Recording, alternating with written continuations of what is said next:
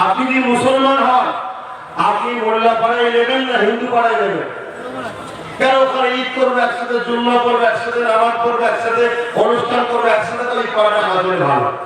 আর হিন্দু ভাই কি এক টাকা দেবে বলো, কোন পাড়াটা নেবে? হিন্দু পাড়াটা স্বাভাবিক পুজো করবে একসাথে, আনন্দ করবে একসাথে। তো দেশ ভাগ হওয়ার পরে মুসলমান যখন ওই দিকে বেশি, স্বাভাবিক এই দিক থেকে সব ওই দিকেই চলে গেছে, আর ওই দিক থেকে হিন্দু ভাইরা এই দিকেই এসেছে। শুনছেন না? শুনেননি? তারপরেও কিন্তু আপনাদের ক্যাম্পে যেতে হবে একটা কারণে। সেই কারণটা কি? আপনাদের দল নেই, তাই আপনাদের বল নেই, জোর করে আপনাদের ভাব দেবে।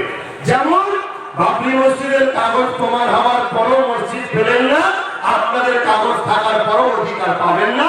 একটা কারণ, আপনাদের হয়ে লড়াই করার জন্য ওখানে কেউ নেই। ওইখানে আপনার গার্জেন দরকার।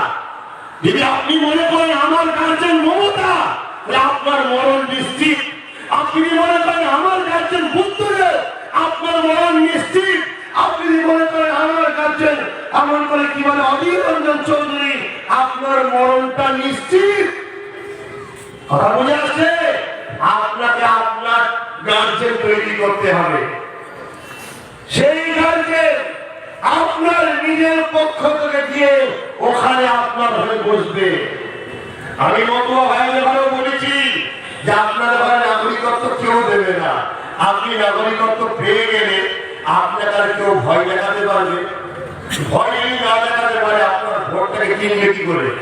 অর্থাৎ নাগরিকত্ব ইচ্ছা করে কেউ দেবে না।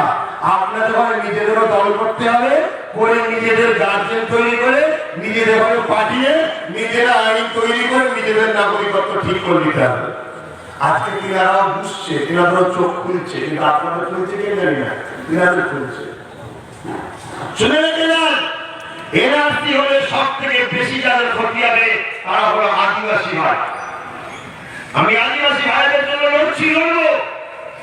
তারা আমার স্রষ্টা দিয়ে আমারই করেছে, তাদের মধ্যে সৃষ্টি করেছে, তিনি আমারই দেশবাসী। লড়বো, কেন আদিবাসী ভাইরা তারা তাদের জায়গার কাগজ দেখাতে পারবে না। তারা মূল নিবাসী হওয়ার পরও উচ্চ বর্ণের অত্যাচারে মা বেটিদের ইজ্জতকে বাঁচাবার জন্য কখনো জঙ্গলে পালিয়েছিল, কখনো নদীতে পালিয়েছিল, কখনো বিদেশের ধারে। তাই তারা আজকে বসবাস করে হয় রোডের ধারে, না এমন করে ভেসল্যান্ডে, নাই খাস জায়গায়, নাই পাট্টাতে। তারা নিজেদের কাগজ দেখাতে পারবে না।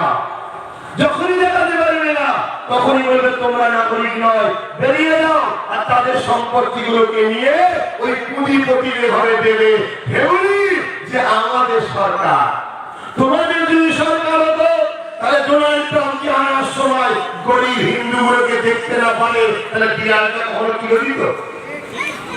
এটা ভাবো আমার আদিবাসী ভাই, হিন্দু ভাই, দলিল ভাই, ভাবুন। একটা ভাই হিসেবে অনুরোধ করছি, ভাবুন ৭৩ বছর তো আপনাদের তরফে শেষ দিয়ে বলছিল, আমরা তো হইনি, তাহলে আমরা মুসলমান আপনাদের ক্ষতি করলাম কোথায়? ভাবুন। একজন মুসলমান গোলাম হিসেবে আপনাদেরকে বাঁচাতে চাইছি, ভাই হিসেবে বাঁচাতে চাইছি, দেশবাসী হিসেবে বাঁচাতে চাইছি। অনুরোধ করছি আপনারা একবার ভাবুন।